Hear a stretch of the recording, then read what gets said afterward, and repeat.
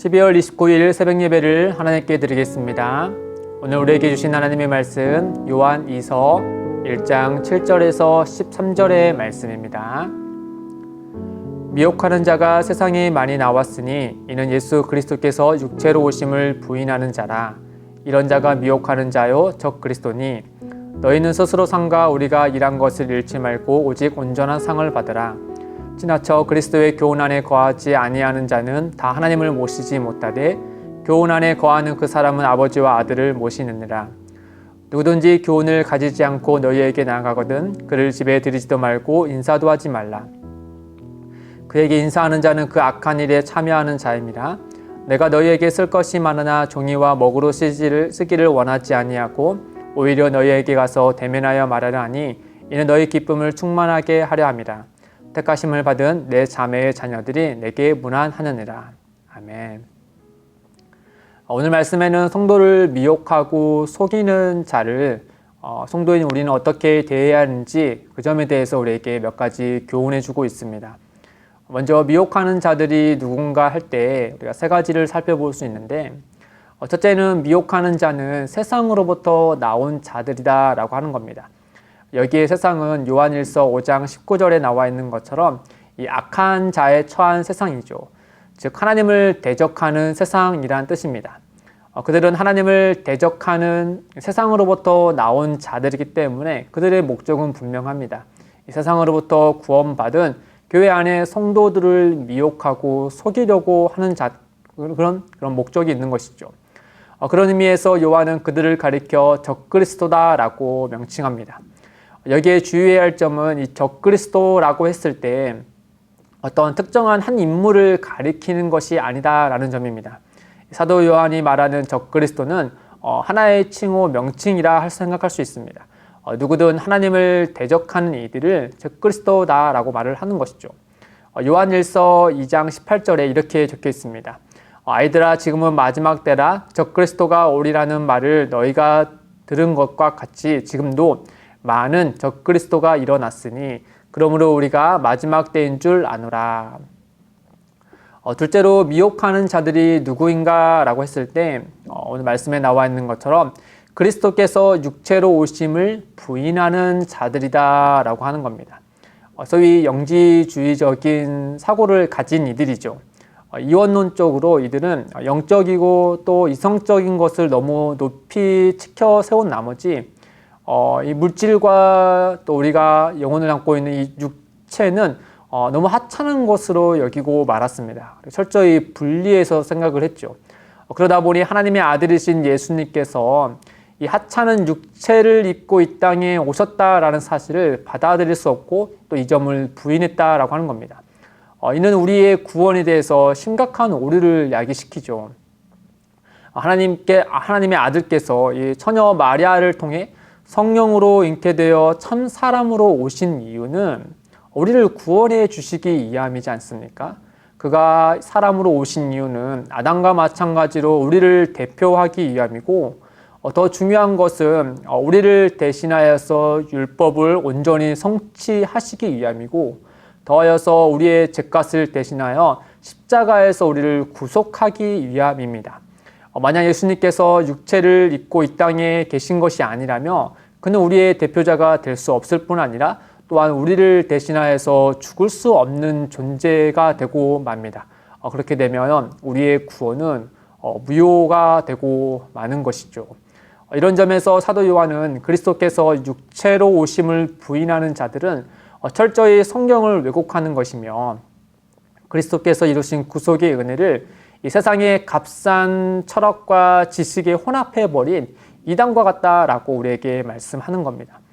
그런 점에서 셋째로 미혹하는 자들이 누군가면 9절에 이르는 것처럼 그들은 지나쳐 그리스도의 교훈 안에 거하지 아니하는 자들이다 라고 합니다. 하나님의 말씀대로 그 말씀 안에서 그리스도를 믿지 않고 세상의 값싼 지식으로 진리를 뭉그러뜨려 버린 자들이죠. 여기에 지나치다라는 말은 이 앞서서 또는 잡아내다, 끌어내다라는 뜻을 가진 겁니다. 가진 단어입니다. 즉 말씀을 따르지 않고 또 말씀이 우선하지 않고 또 말씀 안에 거하는 것이 아닌 자기의 지식으로 말씀을 그릇되게 강제로 잡고 끌어가 버리는 그런 모습을 우리에게 연상케 하는 것이죠. 사도 요한은 이렇게 하나님의 말씀을 지나쳐 믿고 성경이 말씀하시는 진리를 부인하고 또 이러한 거짓 진리를 성도를 속이고 미혹하는 자들 향하여서 그들을 적그리스도다, 미혹하는 자들이다 라고 말을 합니다. 그리고 성도에게 그들을 경계할 것을 권면하고 있는 것이죠. 그렇다면 그들을 어떻게 경계할 것인가? 오늘 본문에서는 두 가지를 살펴볼 수 있습니다. 첫째는 그리스도의 교훈 안에 거하는 것입니다. 성도인 우리가 그리스도의 교훈 안에, 참된 진리 안에 거하는 것이야말로 그들을 참 경계할 수 있는 방법 중에 하나다라고 말씀하고 있는 것이죠. 우리가 먼저 참된 진리를 알지 못한다면 속이는 자를 분별할 수 없겠죠. 무엇이 옳고 무엇이 그른지 우리 안에 진리가 또 그 기준이 없다면, 또 잣대가 없다면 그와 같이 분별할 수 없을 겁니다.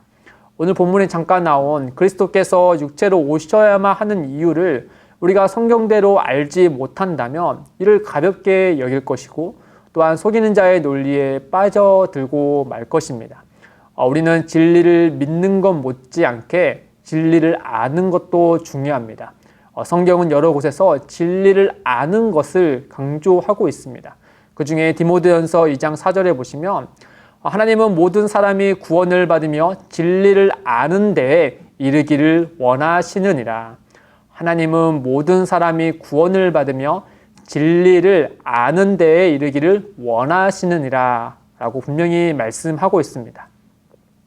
이 초대교회에서부터 오늘날에 이르기까지 우리 주변에는 이 거짓 가르침이 너무나도 많습니다. 그 모든 거짓 가르침을 다 헤아려 알 수는 우리는 없죠. 다 분별할 수 없을 겁니다. 일일이 다 찾아가서 무엇이 오류가 있는지 다 우리가 어떤 자료로 남겨둘 수 없을 겁니다. 반면에 우리가 성경적인 참 진리를 알고 그것을 수호하고 있다면 우리는 어떠한 거짓을 우리에게 미혹하려 하더라도 우리는 그것이 진리와 우리가 하고 있는 그 진리에 대해서 진리와 같이 그 거짓을 분별할 수 있을 것입니다. 둘째는 어떻게 경계할 것인가? 오늘 본문에 이 거짓 교훈을 가진 자들을 환대하지 말라고 우리에게 말씀합니다. 10절에 보시면 누구든지 이 교훈을 가지지 않고 너희에게 나아가거든 그를 집에 들이지도 말고 인사도 하지 말라. 초대교회는 오늘날처럼 어떤 교회라고 할 수 있는 별도의 공간 또는 건물이 있지 않았습니다.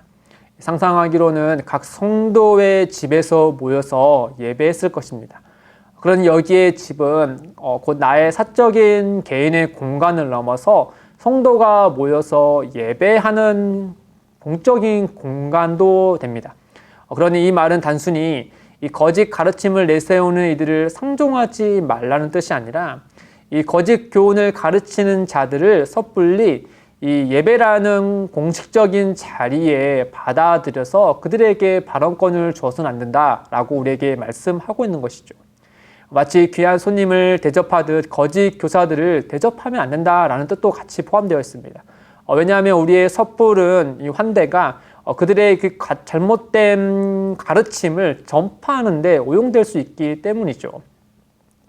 물론 우리는 우리 교회 안에 있는 성도뿐 아니라 길 잃은 세상의 사람들, 더 나아가서 그릇된 교훈을 가르치는 자들이 할지라도 그 한 사람됨을 우리는 불쌍히 여겨야 됩니다.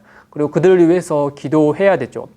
그 기도라는 것은 그들이 옳은 진리 안에, 바른 진리 안에, 참된 진리 안에 돌아올 수 있도록 또 거할 수 있도록 이를 위하여서 기도해야 되는 것이죠.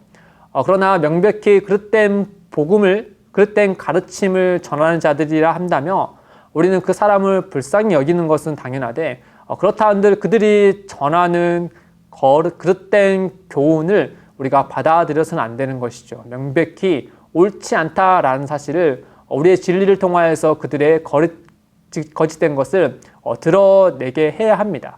이 거부하는 방법 중에 하나는 우리가 참된 진리를 알고 또 그 진리를 선포하고 그 진리를 통하여서 그들의 가르침에 오류가 있다, 또 거짓된 것이다 라는 사실을 우리가 드러내줘야 하는 것이겠죠. 사랑하는 성도 여러분, 과거나 오늘날이나 성도는 근신하고 깨어 있어야 합니다. 언제나 적그리스도들은 교회의 성도를 미혹하기 위해서 이 온갖 수단을 마다하지 않죠. 갈수록 그들의 수단과 또 방법은 교묘하고 또 악랄합니다. 반면 오늘날 교회를 바라보건대 이 세상으로부터 나오는 거짓 교훈을 어쩌면 참 분별하는 능력을 점차 상실하고 있는 듯한 모습을 보며 안타까움을 내죠. 그런 점에서 우리는 이제는 더 열심히 하나님 말씀을 가까이 해야 되고 또 우리가 알고 있는 진리를 되새기며 그 진리됨을 우리가 바르게 알고 또 선언하고 또 그 안에서 거하면서 그 능력을 맛보면서 살아갈 때 우리가 그 교회 안에 있는 그 진리를 온전히 하나님께 영광이 될 수 있도록 드러낼 수 있는 것일 겁니다. 그와 같은 은혜 또 그 진리를 아는 데 힘쓰시기를 주님의 이름으로 축복드립니다. 함께 기도하겠습니다. 하나님 아버지, 우리 모두가 진리를 알고 믿고 그 안에 거하기를 원합니다. 주님, 세상으로부터 나오는 거짓 교훈들이 점점 더 노골적으로 우리와 우리 다음 세대에게 스며들고 있는 듯합니다. 진리와 거짓을 분별할 수 있도록 우리에게 은혜를 베풀어 주시고 특별히 우리들 주변에 거짓 교훈과 이단에 빠진 이들이 있습니다. 주님, 이들을 불쌍히 여기시어 거짓된 것에 삶을 허비하지 않게 하시고 속히 참된 복음 안에 거할 수 있도록 그들을 건져내어 주옵소서. 예수님의 이름으로 기도드립니다. 아멘. 오늘도 두 가지의 기도 제목을 두고 함께 기도하겠습니다. 첫째, 거짓 교훈에 미혹되지 않고 진리를 수호하며 그 안에 거하여 하나님의 주시는 온전한 상을 받게 하옵소서. 둘째, 기쁨이 되는 교회가 진리 위에 굳건하게 세워지게 하시고 우리 교회를 통해 세상의 거짓들이 명백히 드러나게 하옵소서. 이를 위해 함께 기도하며 나아가겠습니다.